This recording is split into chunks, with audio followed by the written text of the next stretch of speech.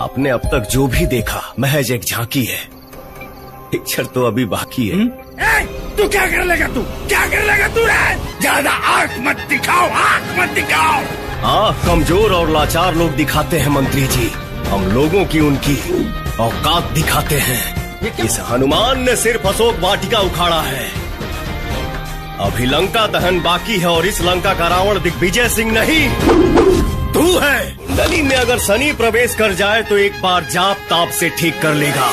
मुझे आवाहन मत कर, मैं आऊंगा तो जान लेकर जाऊंगा।